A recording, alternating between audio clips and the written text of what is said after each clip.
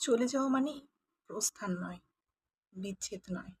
চলে যাওয়া মানে নয় বন্ধন ছিন্ন করা আর্দ্র রজনী। চলে গেলে আমারও অধিক কিছু থেকে যাবে, আমার না থাকা জুড়ে। জানি চরম সত্যর কাছে নত হতে হয় সবাইকে। জীবন সুন্দর, আকাশ বাতাস, পাহাড় সমুদ্র, সবুজ বনানী ঘেরা প্রকৃতি সুন্দর।